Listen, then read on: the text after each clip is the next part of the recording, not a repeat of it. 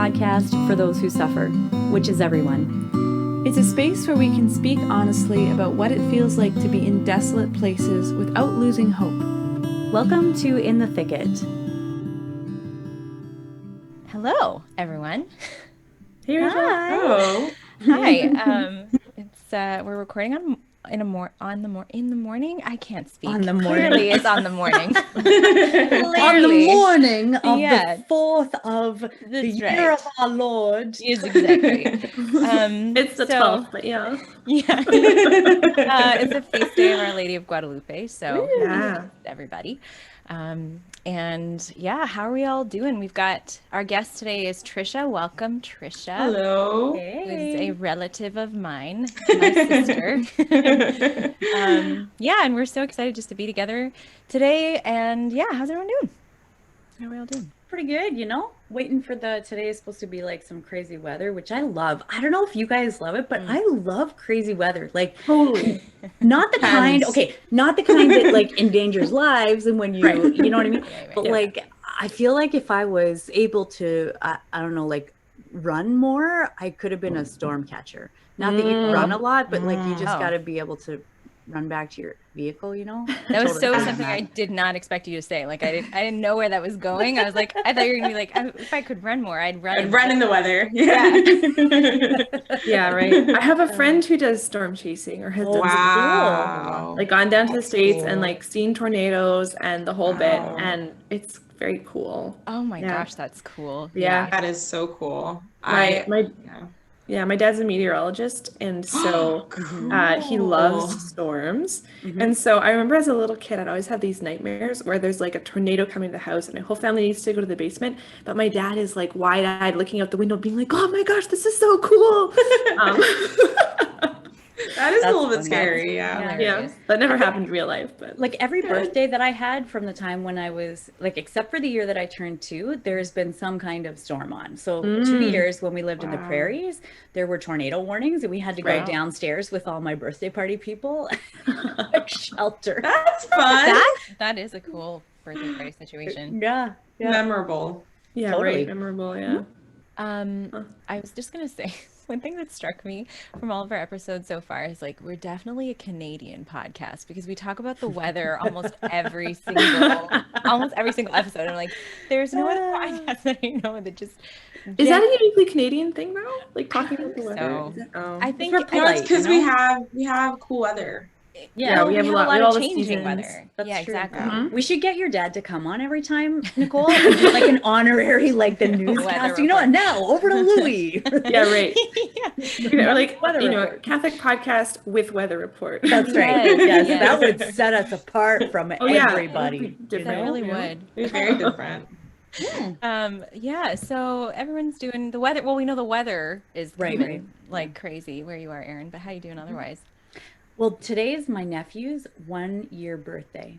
My little cute nephew, Crazy. who Wow. is so sweet, and he's so funny because he just likes to be carried, but then put down right away. So you know what I mean? It's like one of those guys. He comes up to you and he's like.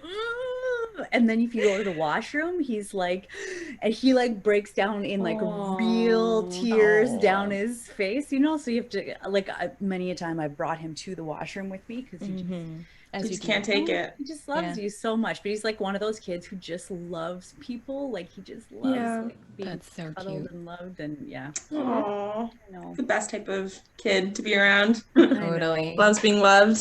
Yeah. As opposed to those other Grinch kids. Yeah, exactly.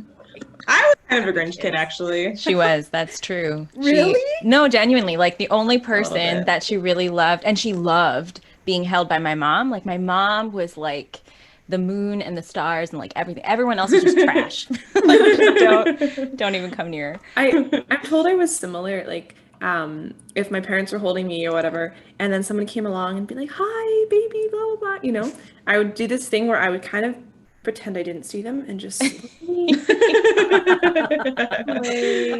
Wow. That's so savage of you. You're such a savage baby. like a little passive aggressive baby, you know, like you don't exist. And I'm Gonna pretend. Just gonna pretend. Yeah. Oh my gosh. It's like those people that you see out in the store or something that you don't really know that well and they just ignore you and you're like, Oh yeah, and then it's You know? really awkward. Yeah. Yeah. Yeah. People used to do that when we would hand out candy at Newman for Halloween. We would just go out and like hand out candy. And then so it's like you're talking directly to a person. You're like, hey, would you like some Halloween candy? And fully 1/3 of the people that we would talk to would just pretend that they don't even Didn't hear say anything. you. You're looking at me and I know you hear me speaking to you. That's hilarious. Maybe, you know, I mean, a lot of people probably are still hearing the voice in their head, you know, of their mom when they were a kid, right? If anyone offers you candy on the That's right. street, Right. just Don't take it. Yeah. Right. That That's voice went fair. totally out the door when I went to university. If anyone was offering me anything in the street, I was like, oh, give it to me. Free food, I will take it. I'll take your free food and your free food. Oh, Yeah, totally. Yeah. Mm-hmm. Not the Food is so good. safest, but you guys are always safe, so Yeah. never got any poison from your candy. Just a public service announcement. If someone from Newman offers you candy, You it's can safe. take it. Yeah, I'm you a can take it. survivor. That's right. That's being proved. That's great. Oh, So, speaking, we haven't really checked in. Nicole, how you doing? Oh, good. I'm good. Yeah. I am like just continuing to work on research stuff and Yeah. you know, just life, and it's good. I've been trying to get ready for my siblings and I do like a Secret Santa every year. Mm. And so I think I can say this because this was after Christmas. Yeah. So anyways, I have my brother-in-law. And so I talked with my sister, we figured out what I'm going to get him, and it's great. And then I just realized yesterday I haven't like ordered it yet. So Oh, shoot. Yeah. yeah. So anyways, it's good. It's good. Yeah. You know, Amazon's ready. Haven't you seen the ads for the FedEx and the Amazon shipping? They're like, All right. they're ready We're ready to for. go. Yeah. Ready to go. Yeah. So hopefully it'll be fine. Yeah. Yeah. It'll be Yeah. fine. How are you, Rachel? I am I'm surviving at this point. I'm like in final essay writing mode, and it's kind of I have like research before my eyes at all times of the day. So but I'm grateful for this conversation. It's good to have sometimes built in. I don't know if it's good actually. Part of me is like, this might be terrible once we're done because I have so much to write, but I think it is good. It's good to have built in time that you are forced to not, be stressed about work and just be present to people. So Yeah, I'm totally. excited to be here. But I definitely have on my heart all the students out there that are studying for exams, writing essays. Totally. I'm with Yeah. you. When this so- airs, we'll be done. Woohoo! Exactly. So just experience, if you're listening to this and you're a student, revel in Yes. the feeling of now when you That's right. don't have any work before the new semester starts. Yeah. Unless you're in a program where your work doesn't end between semesters, and then I'm sorry that you're you. Well, this is a podcast on suffering. So for that Yeah. person, we're Just with you in welcome. the suffering. Yeah, that's right. That's good. So today's episode, it's really where, we have Trisha on because we're talking about life U-turns, and she definitely, as her sister, I sort of had a front row seat to her life. And so this is a topic I know that definitely resonates with you, Trish. So why don't you tell us a little bit about your story and, life's U-turns, what's happened to you that phrase true.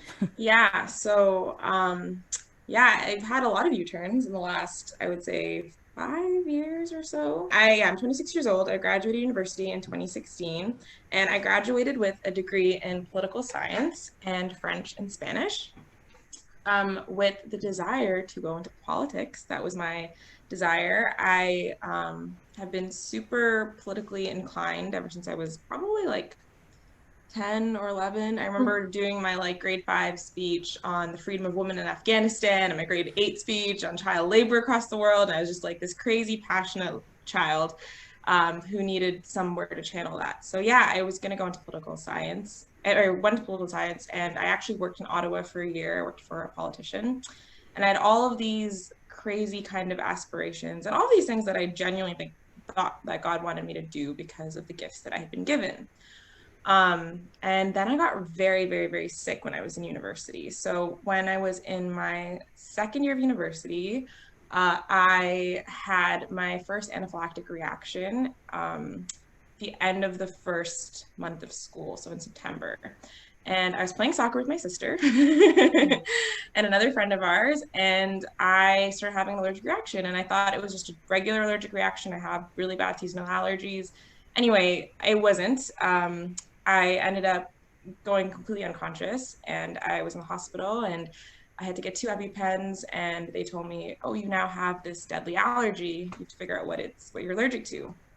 And so I did all of these tests and all of these things, and there was never any conclusive result.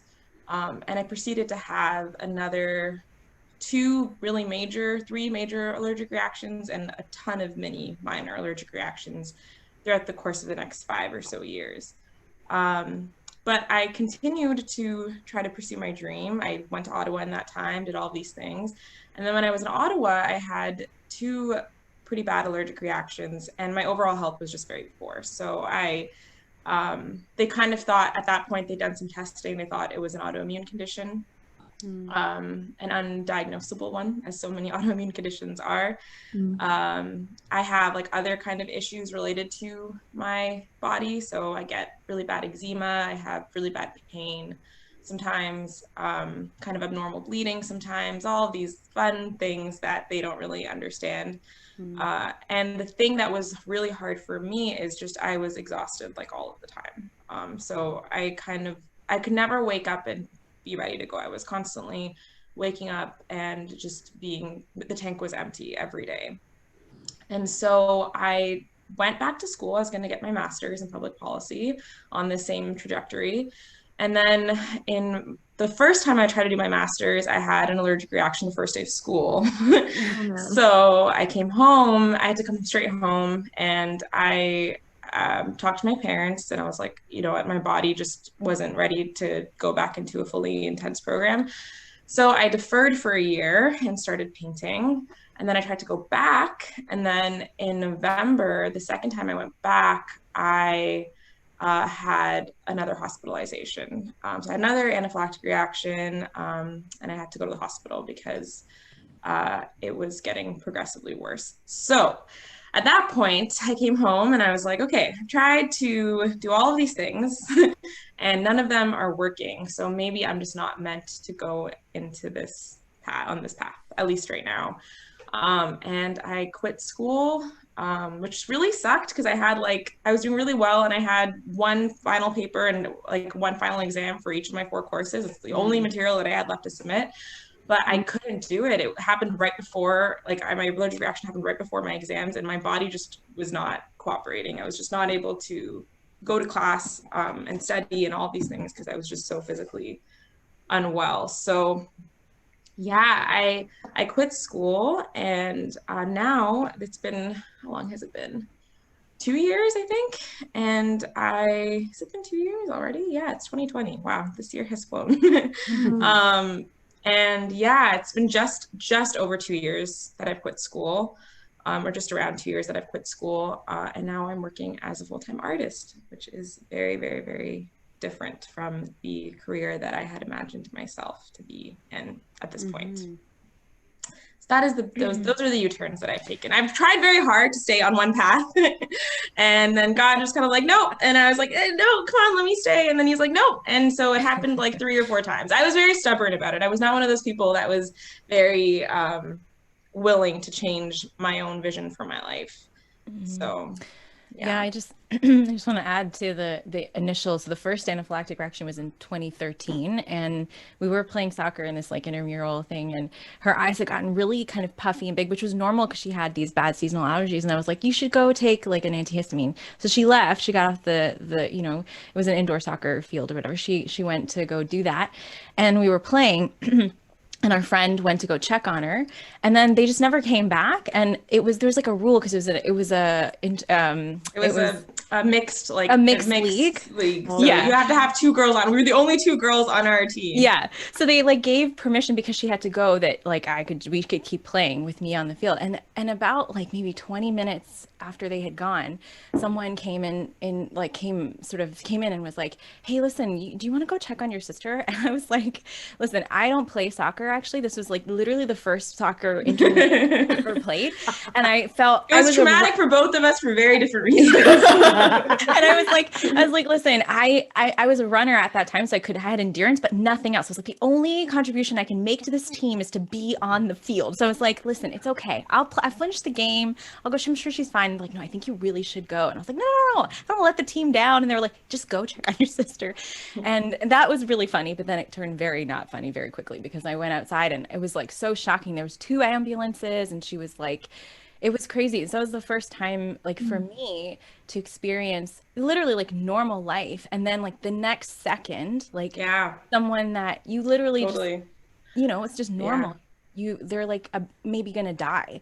And she was in that situation. So it was like, and for me, it was so weird because we live very close to the indoor, my parents' home is very close to the indoor field. And so I was like, with my friend, I was like, I'm just going to walk home. And he's like, no, you don't look good. And I was like, no, I'm fine. And then all of a sudden, like everything started going crazy. I started throwing up and I was like, I'm going to faint. And I didn't understand what was happening. And the lady, oh, God bless her. She was like, she saved your life. Seriously. She was like, I'm calling. Like initially when I went there, I was like, I'm just gonna walk home. I'm gonna take an antihistamine. She's like, no, I think I should call 911. And I was like, no, don't worry about it. Like, don't call the ambulance. Like, I'm fine. And she did. And then I walked outside and that's when I started throwing up and fainting. And so it was, for me, it was crazy because I've never had any food allergies growing up ever, like nothing. I've had seasonal allergies, but I've never been. It came out of nowhere. It came out of absolutely nowhere. So, Yeah, that's tough. And I remember, 2 years ago when like Erin and Rachel and I and our secret prayer friend started meeting, it was in the fall of 2018. And I think this is, like you're saying, Trish, when you were, having that last kind of try to be in your program. And I remember, Rachel once in a while asking us to keep you in prayer because you were going through all of this stuff. And just like, I don't know, like I'm kind of, I'm recalling that and just kind of like, like I'm just, it's hard to imagine that experience where you're so convicted and of a certain call, and desiring that and moving towards that. And he's like, you said, you were doing well in school and all these things, and then it just doesn't happen. It can't happen. That's really tough, and it's especially when you feel like it doesn't, if you feel like God was leading you in a certain direction and then all of a sudden it switches. I imagine that could take a toll on even sort of trust in God or anything like that, Yeah. And like, I think for me, actually, I came to Erin one time because I was a part of the Neiman Catholic Students Club. And I was actually in a leadership role there as well, and that I had to step back from. And it was like everything that I wanted to do, I was being told like, no. And I remember that just being, I'm so sorry. No, that's okay. I'm so sorry. Oh, it's okay. And thanks so much for sharing this. I know it's hard to go back. I'm so sorry. I didn't expect myself to start crying. That's but okay. It's very painful to just go back to that place and just remember having this heart for wanting to give and then just being told no, like no, and everything just being taken away. Yeah. So yeah, it was very, very, very hard. It still is, clearly. Yeah. I'm so sorry. That was very unexpected. There's no need to apologize, for sure. I remember being in a car with you. We were talking about, I don't even know where we were driving. I just remember being in a car with you and talking about the master's program and like accommodations and like the request. Yeah. And that was like getting close, I think, to the time I'm leaving. Yeah. And I think what you guys are doing is really good, because a lot of people, when they're suffering, are constantly suffering, and your life continues to happen. Like, you have to continue to live when things that you want don't happen, And so I think for me, like, that is the place that I'm in now, where like I am happy and I'm very grateful. I have so much to be grateful for. And I am so blessed because my situation, I have a crazy, crazy support system. You know, I can live with my parents and I have my sister and my family and my fiance who's amazing. But, and so many people don't even have that in my situation, but I am still living through my new reality. Right. And that is so many people. And it feels very, very, it can feel very isolating. Yeah. I feel like when you were talking makes me think about a conversation that I had with a friend when we were talking about our own sense of like, even for me, like leaving my job and things like that because of fibromyalgia, and the sense of like, I don't understand sometimes why I know that the Lord has given me these gifts that I have been using and that I can use and that I desire to use. And he's saying, I don't want you to. Like, Yeah. there's not a way, like, there's not a way to use these gifts. Like like there's a part of it that just doesn't make sense from my perspective, you know, like obviously my all-knowing perspective of like, what the heck are you doing, God, you know, but like that, it feels like kind of like an internalized frustration that's kind of, it just like creeps out once in a while. And it's like this balancing beam of like, sometimes I'm really grateful for, you know, the things that I have. And then sometimes I'm just really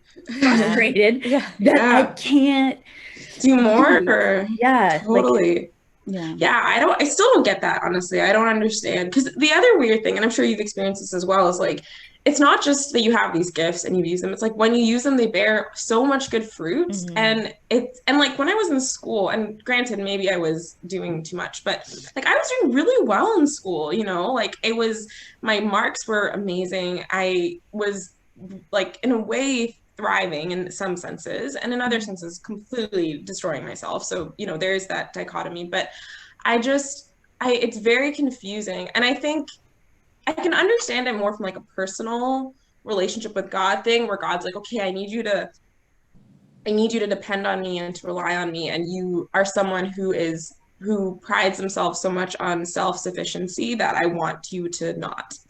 So from that perspective, I get it, because I am someone who really does pride myself on being able to do the best that I can and, you know, put my best foot forward and take every opportunity I can take. I've always been like that my whole life. So I from that perspective, but then from like how I'm supposed to be in the world, it's very confusing, because I do have these gifts and I'm very passionate about them, and and politics is super hard and difficult, but it's something that I think that we as Catholics should be not scared to enter into, you know, and we can do that with love and with charity and grace, and hold maybe nuanced positions, which, you know, needs to happen in the political world, I think, a little bit more. And so it's something I'm really passionate about, that part too, of being a Catholic in the political sphere, but that's like not my calling right now. And that can be it's very confusing and definitely very frustrating. Yeah.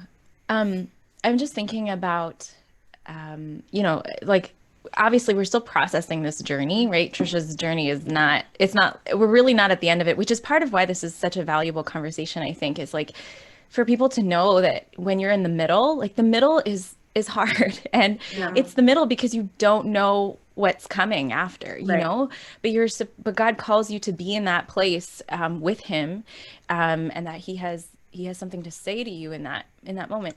And one of the things I wanted you to talk about, maybe Trisha, if you're okay with it, is the first reaction that you had. I remember we chatted about your experience of like kind of the closest point that you were to like maybe dying, you know, and like what that was like, and maybe how that has informed in some ways, not the dying part, but like how you experienced that, some ways of how you're moving through this middle bit of your experience, you know? Yeah. So, hopefully I'm not going to cry. If I do, I'm very sorry. I'm going to try very, very hard to hold back. I'm just still continuing to, so that you can have permission to at any point. Yeah, it's so weird. These things, sometimes I talk about them, I have like no emotion attached, and then sometimes I do, and it's just like, waterworks. But it's a podcast about suffering, so tears are yeah. of course, you know. So everyone who's listening, feel free to shed one. That's right. But so there was a point at which I remember, so I fainted. So after I was like throwing up and stuff, sorry if this is too much information for some people, I fainted. And I was starting to go in and out of consciousness.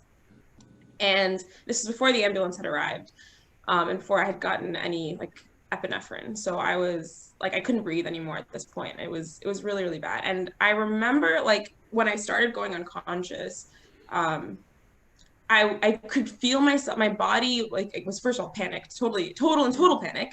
So, there's crazy anxiety, but then I was starting to go like out of consciousness. And I remember having a thought like, okay, this is it. you're going, you can't do anything. And you can't do anything about it, right? Like for anyone who's ever had an anaphylactic reaction or like a near-death experience, when your body is just going crazy, when your airwaves are closing up, when you're not able to breathe, like there's just you're so out of control. You're so aware of how little control you have that there's some sort of like, okay, like, you know what? Like it's happening. Like there's nothing I can do.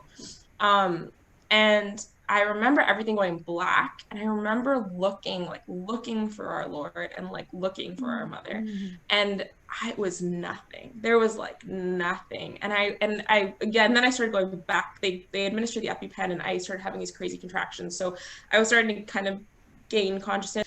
So I remember my dad praying in the ambulance, and eventually I woke up. Like I don't remember really what happened in between me waking up and getting to the hospital and all of that stuff. Some, but not much. I remember waking up, and I remember having a real like crisis of faith, because I remember being like, okay, like that was the closest that I had ever been to dying in my adult memory. When I was a child, I had a close experience, but as an adult, I've never ever come close to death, and that was kind of the closest.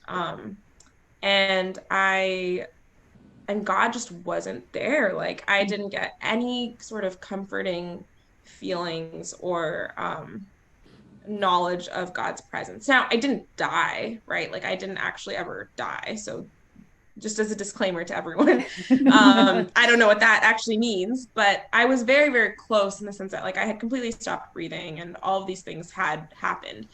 And I really had to work through my experience of God being more than my feeling of God in a way, because I think you can know God exists and you can experience Jesus. Like I think for all of us here, part of the reason that we hold fast to our faith is because we have met the person of Christ, like actually met the person of Christ, which I think is essential if you care about your Christian faith.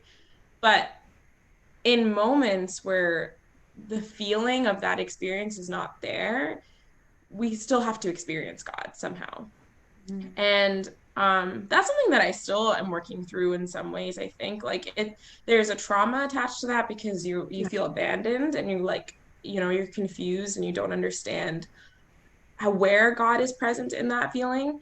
But there's also I do have a deeper knowledge that God was there, even though I couldn't feel his presence. And I think that has translated to the way that I live my life now. Like, even though my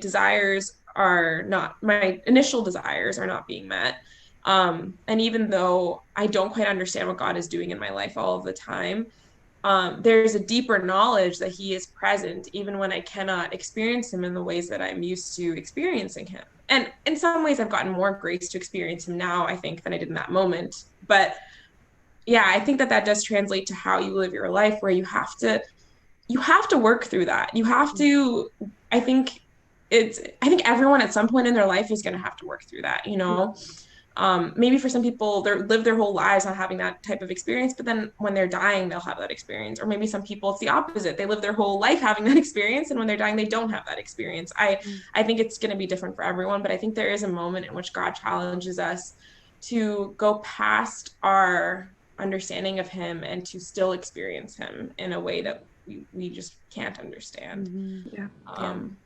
Well, it makes me think of, Jesus on the cross, right? He's praised Yeah, his Father, Father, why have you abandoned me? exactly. And I think that, we can think of perhaps, Jesus going through his own torture and crucifixion and death, and then resurrection as it's like, well, he was still God, so he was there was probably a sense of like where he was like still kind of knowing God's presence and stuff. But it's like, well, Totally. actually, not really.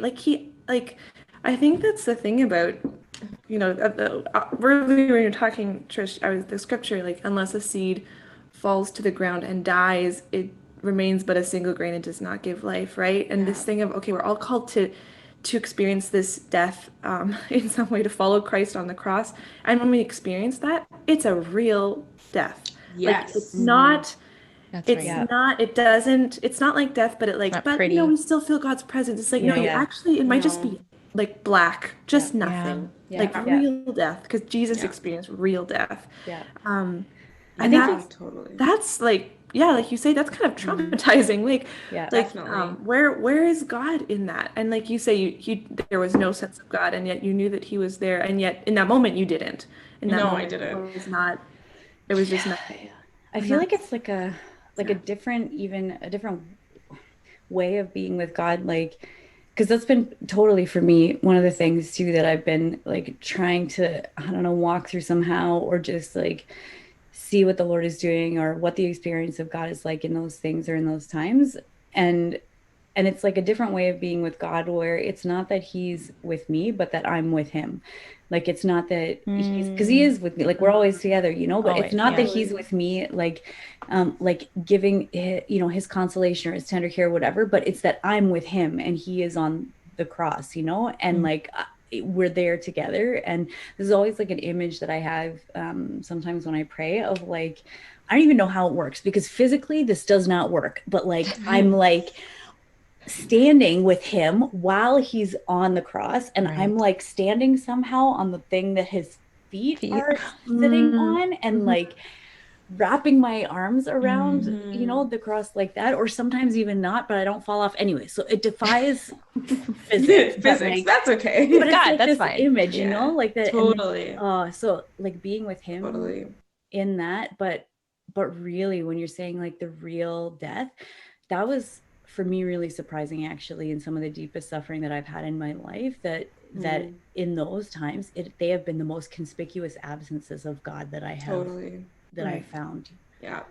And I think like something that people don't talk about, there's two things I think that people don't talk about when it comes to suffering enough in the church. And one is like real fear. Like, I think, when I've had a couple of those experiences where I've been close. That was the one that I was definitely the closest to actually dying. But there's been my couple of my anaphylactic reactions were really, really bad. And like, there's real fear, like your body, just your body. Like, if anyone has chronic suffering or is ill, like has some sort of illness where that is a reality for them, like there is like your body, just your physical reaction that your body goes through is a fearful one, and that is okay. Like, I think that people need to know that they're not alone in that reaction, like it's a very normal reaction for your body to feel afraid. And then the other thing is just like the pain of disappointment. Like, I love my life, but there is real pain that it did not end up the way that I wanted. And I have to grieve that pain, because if I don't, then I'm lying about where I'm actually at. I'm not actually being honest to people that I love being an artist. It's, I think, what God probably intended for me all this time. I genuinely believe that, and that gives me a lot of joy. But there is real pain in that I didn't live out my dream, what I thought was my dream. And that is okay also. Like, it's okay to grieve the fact that your life did not turn out the way you wanted it to. It doesn't make you less holy, Eventually you have to move on, and like maybe if you hold on to that your whole life long, that might make you less holy.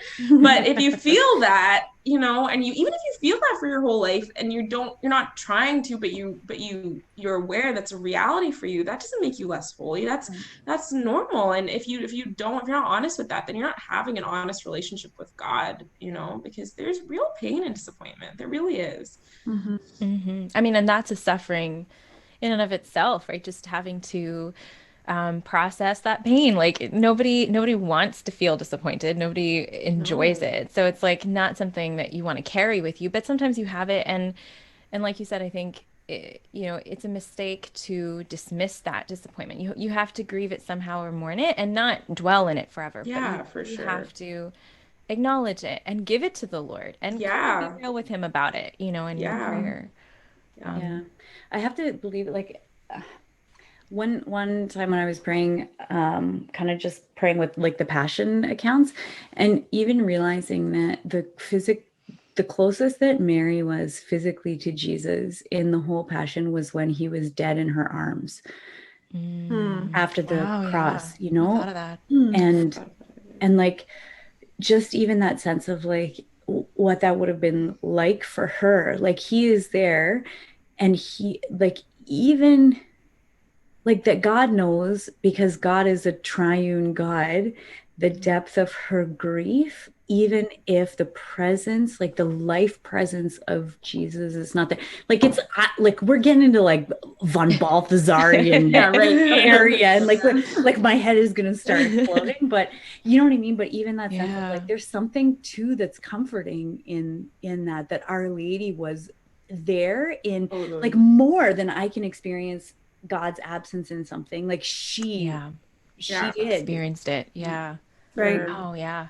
Like the sword will pierce your heart. Like I think that's like a really helpful sometimes way of thinking of, that's what was prophesied to Mary, like a sword will pierce her heart, and that's what she experienced. And I think that sometimes that's what the Lord might allow for some of us, right? And like the real pain, like real pain. I think all of us. I think everybody. In some form, I mean, that's why we have this podcast, basically, because everyone is going to experience this or has experienced it in some way in our lives, because this is the reality of the fall, is the reality of what it means to be on this side of heaven. And also, but the beauty of it, right? And so like, okay, it's really hard stuff, but in living through this, like in Trish living through this and me as her sister, like we've had to figure out like, okay, well, yeah, it's really, really hard, but where is God in this? Like, what is he calling us to? Because the resurrection is the promise of the cross is the promise of the resurrection in a way, right? Like you go through the cross, not just to go through the cross, but to experience the resurrection. It's like that saying, like, it's not about the destination, it's the journey. Like, okay, like sure, it's about the journey, but the thing is, like, you want to get somewhere. Like, I never like that saying, because I'm like, that leaves me with nothing. Like, I am someone who is looking for something, I'm not looking for the journey. And the thing is, like, there's truth in that, in the sense that, like, yes, you have to be present to your life right now. You can't only be thinking, but like there is a death. There has to be. Otherwise, I don't willingly look at my suffering as a good thing if there's no fruit from that, like, you know what I mean? And so, and actually I remember Rachel saying this to me. I've talked to Rachel so much about this. This has been a topic that we have exercised in our conversations many times, but I remember her saying to me, like, and this is always will always stick with me, her saying, like, this is the freedom that you find here is going to be true freedom. And I think that is part of the consolation that people who are suffering right now can take, is that even if your suffering is indefinite, even if there's no end to it, let's say, the freedom that you find in that place, that's like true freedom. It's not the freedom once it's been resolved, because once it's been resolved, everyone can look back on a bad experience and take away good from the bad experience. But when you're in an experience that is very difficult and very trying, that freedom, that's like real, that's something that if you're able to be free in that experience while you're living it, then and you've caught on to something, you've got something that's like gold, and that you shouldn't get rid of, and you shouldn't you shouldn't dismiss, and you shouldn't be just always looking ahead. As much as looking ahead is really important, you should be holding on to that freedom and rejoicing with the Lord that you found that he's given you the grace to be free in what you're going through right now. Yeah. Yeah. There's oh sorry. There's a book, Father Jacques Philippe, and it's called Interior Freedom. And what you're saying is kind of reminding me of that. And there's a line in it, and he's quoting writings of people who, you know, were in concentration camps and lived through really awful things. And I don't remember who it is that he quotes from this quote, or maybe it's him. But anyways, one of the lines is, no matter what is happening in your life, you can still love and you can still grow in holiness. So there, you know, and I remember reading that and being like, that does not feel very comforting, you know, but then actually it's really interesting because that's the line that's been coming back to me in different things where I'm feeling kind of frustrated or, you know, just some of the stuff that I'm going through interiorly. And it's like this, well, you can still love. Like that can never be taken away from you. You can still, you know, you can still pray. No one can ever take that out. Nothing and no one can ever take that away. And so it's sort of like I don't know, like it seems to me when I read it, I was annoyed. I was like, that's, you know, but it's been sticking with me and it's been kind of comforting. So I don't know. It's just, yeah. Yeah. Sorry, Erin, you go. Well, I was gonna say even the idea of like martyrdom, right? Like, because it's also, in addition to being Our Lady of Guadalupe's feast day, it's also the feast day of Saint Jane Frances de Chantal. But from the Office of Readings this morning, this is like a line from it. Divine love takes its sword to the hidden recesses of our inmost soul and divides us from ourselves. Which is like super intense. That's so intense. Yeah. but even that idea, because it really is, I feel like it is a martyrdom, and that's exactly what she's talking about, is that there are some who are physical martyrs and there are some who are white martyrs, like who and really that in some way the Lord wants to draw us all into that, where we're divided from ourselves, not that like I don't know, not in a weird way, but from our own our attachment to our own will, you know? So like even so that freedom is totally related to like where we can still desire the Lord's will, even in our pain. Like even when desiring our own will would mean like more comfort for us, or more like, I don't know, ability to escape things, or you know, but like there's such a freedom in when we're able to be united with the Lord's will in that. That's like, yeah, amazing. Strange, yeah. Yeah, one of the things that when we have these kind of conversations, and even in my own life, like whatever sufferings that I've experienced and gone through, it's helped me to be in touch with my like actual desires, like my deepest desires, you know?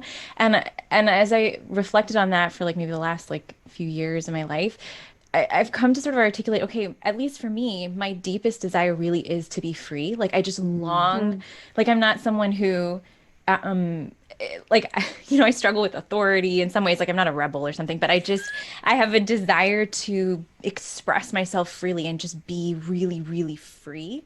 And the Lord has really affirmed that and helped me to understand the meaning of freedom, that like, and that's kind of where this conversation with Trisha has come from, that like that capacity to choose and to express who I truly am in the most real way can never, kind of like Nicole said, be taken away from me.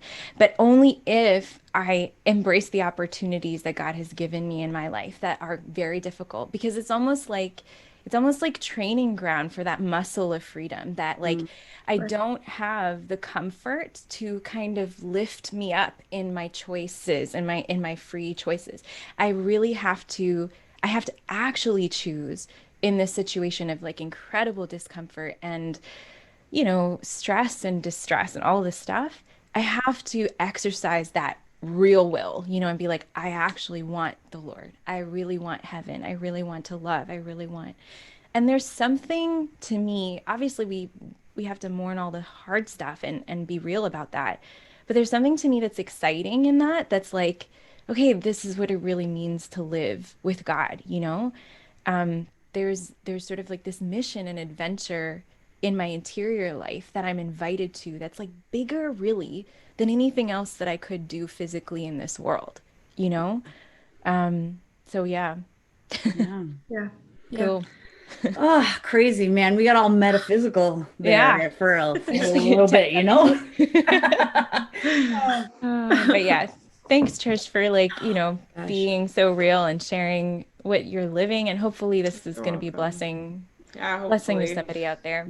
Yeah. Mhm. But yeah, Well, and we do also, have fun. I just want to say, like our Oh, yeah. family, we have a lot of fun. We have a very fun family, I promise. Yeah.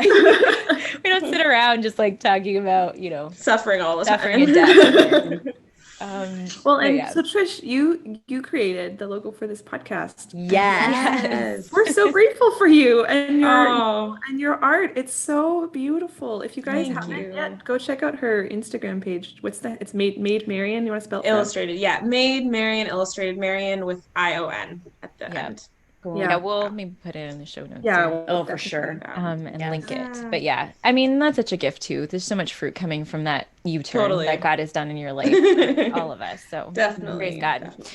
Definitely. Okay, so it's time for God winks, and which is kind of, fun, like moving from our intense conversation to some lighthearted anecdotes about how Jesus has been humoring us in our lives recently. So anyone want to share God wink? Yeah, I can share. I can start. Okay. Okay, so I have been waiting for a while. Like, it's a long story, but the short story is I've been waiting for a while to get this appointment with a specialist that I need to go and see. And like, just kind of the weight of that has been hanging over me. Like, this has to happen. Like, what is it going to happen? Whatever. And then the other night, it was like the eve of the Feast of the Immaculate Conception. And when I was praying at night, I kind of just like, sometimes you're just like, I feel like Mary's presence, like just maternal presence there. And I was like, okay, here's what I need you to do. There's like these two things that I need you to do, please. That's my first response, and not like, Mary, you're so beautiful. Like, do this for me, please. So, mom. I was just gonna say, how different is that from like moms in general, though, right? Like that's Totally. exactly how we That's handle right. with life That's with our right. moms. That's right. Exactly. So I take comfort in that. So then the next day I was like, okay, so I go to mass, and then after mass I came up from mass, and there was an email with an appointment for this specialist, and I was like, Oh, good. and then I was like, Yeah. hey, I believe you're going to do this other thing that I was praying for, which is like an intention. I mean, I won't share because that's a longer story too. But then I got to my sister's house. We were talking about something. I'm like, oh my gosh, the Lord is moving here too. Like this other thing, both of these things that I put in the hands of Our Lady are like, I'm like, why do I not do this all the time? Like every single thing, like, Mary, I need a really good shampoo. Anyway, so I mean, she would know about that probably. She would, yeah. She probably has gorgeous 100%. hair. Yeah, exactly. That's right. That's right. Cool, Trish. Yep. Yeah, my God wink. So yesterday, so there's in an area of my life where I have been kind of, let's say, just fighting against the Lord a little bit, and not like struggling to trust and things like that. But earlier this week, I finally was like, okay, I'm trying to trust you here, Lord, but you just got to give me a little. You just got to just give me a little sign. I just need you just need to help me out here, And then I kind of forgot that I prayed that. And then it was yesterday. I was in just having my little prayer time, and I've been just going through, just reading a section of a gospel each day, and just kind of going through, so I'm in Matthew right now. So I looked up the passage in Matthew, and it was this one where Jesus is like, I'm gonna not quote it. It's in Matthew 11, but it's like the children played. The children say, we sang for you and you did not dance, and we played a dirge and you did not weep. And I always read that and I'm like, I have no idea what this is talking about. Like, what is? dirge? I don't even know. So I tried to what is the meaning of this verse, kind of thing. And so I was like, well, whatever. And then I remembered how my spiritual director was like, talking about reading some scripture meditations and stuff. And so I was like, well, maybe I'll just do that. So then I looked up the readings for daily mass for yesterday, and that was the gospel, was this passage. And so then I looked up this. I used the Word Among Us. They have meditation. Oh yeah. And the verse that they picked out to focus on and meditate on was that verse that I found, and then the meditation was all about like, it was saying, it's basically so often like what the scripture's meaning is like, oh, you know, we were like the children's like, well, I did this and you didn't dance, and we did play this music and you didn't, and basically it's like us saying to God, well, I'm doing this, so you're supposed to do this. And it's just saying, the Lord is saying, no, like follow me, like my ways are like follow my lead, which is a line that I've been like the idea of following the Lord's lead that has been coming back to me, and I've put it into songs written and all these things. So it just felt like the Lord just being like, okay, here's your thing, where just like to remind me of like this trust. And I don't know, it made me cry. Totally. It was great. Oh, it's beautiful. Sweet. What is a dirge? A dirge, it's like a very sad song, like a funeral. Okay. I was like, I don't even know what that word means. That's Yeah. Trish, you have a God wink? Yeah, this happened a little while ago, actually, maybe like a month ago, but I think it's worth sharing. So my fiance is American, and he was coming back across the border, and he has to like quarantine there was all this paperwork we had to do and stuff, and we didn't really know about all of the stuff till very close to when he was supposed to leave. And so he submitted all the paperwork, and they said that they could take up to like 14 business days to get back to us. And he was leaving within like 10. And so I just prayed and I was like, Lord, like, I know that you love me like very, very much. Like, I know you love everyone, but I know you love me like especially. So just please let his paperwork come on time. And the thing is, he's a bit crazy. He's like, I'm gonna leave anyway, and we'll just see what happens. And I was like, this is a terrible idea, but okay, because I'm such a like rule. She's a rule stickler. follower. I'm such a stickler for the rules. Oh, This is a terrible idea, and I get very nervous when rules are not perfectly followed. So anyway, I was like, Lord, you love me so much, so let this happen. And literally the day that he left, he got his email confirming that he could come across the border. And I remember just being like, man, this is a real miracle. And I know it doesn't sound like much, but guys, I work in politics. I know that the government can sometimes take at least the amount of time that they say, sometimes longer, to get back to you. And I remember just feeling so loved by that response, because it took 10 business days for them to get back to us, which it was supposed to take at least 14.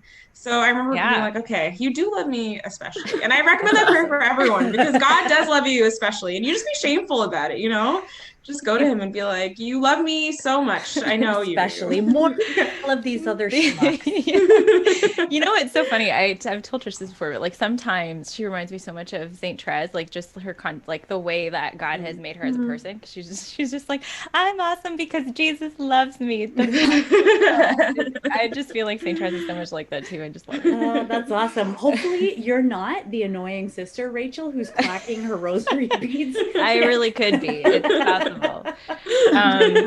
But yeah, what's my God wink? I think, honestly, I'm just going to say that my God wink is that I'm here.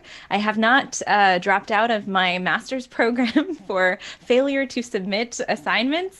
And, I feel like it's so boring because every week that we come here, that's basically my God wink is related to being in school, and I'm loving it, but it is I'm sort of in a time crunch that's like, it's a big one. There's a lot of writing that's happening right now. So I'm just grateful the Lord is sustaining me, and I feel a lot of peace despite the chaos. So that's definitely a grace, because when, low sleep and bad eating and usually leads to a lot of stress and, but I'm doing okay. And I think that's just grace. So praise God for exam, final grace, Totally. End of semester grace. Amen. Amen. Jesus is coming soon, so we're not gonna have to worry about it. I'm very convinced. Yeah, that's right. Somebody else we were talking about, I don't think this was on the podcast, this is like our conversation that we were having at one time at our meeting, but ornaments for 2020, remember? Yeah. Oh, we did that on the podcast. Oh, did we? Yes. Did we? Okay. Yeah. So I like the dumpster fire one. That's my favorite. It's just like a 2020 dumpster fire. Yes. Yeah. I thought it was brilliant, but apparently not, because I've seen so many other Christmas ornaments. One is like a 2020 where the last zero is a roll of toilet paper that's like flowing out of the That's good. Yeah, I like that. It is good. Super It's fun. kind of crazy that we're reaching the end of the year. So, I mean, I guess this episode's going to air in 2021. In 2021. So, wow. Hello, so everybody. Welcome to 20. That's crazy. Trish, thank you so much. I mean, this, we really are hoping that one of our things is people don't feel alone in what they're going through, and it can be so lonely to go through something like you've gone through. So, I mean, you had us. And I had, yeah. you weren't alone. But yeah, no, for anyone out there who's, struggling through something very difficult right now, we're always praying for everybody who's listening, and we feel very privileged to be able to have these conversations and just, have the Holy Spirit be present with us. And we hope that, we just pray that He would be with you, and that you wouldn't feel alone in whatever you're going through. So thanks, Trish. Thank you. Thanks, for guys. having me on. Yay. All right. Cool. All right. See you guys next week. All right. Next week, everybody. Bye. Bye. Thank you for joining us for this episode of In the Thicket. If you like what you hear, give us a rating and hit that subscribe button. We have new episodes every Monday with more stories and honest conversations about life when the going gets rough, and the hope and humor amidst it all. We'd love for you to join our community on Instagram and Facebook at In the Thicket Podcast. While you're there, let us know how we can pray for you. God bless, and see you next week.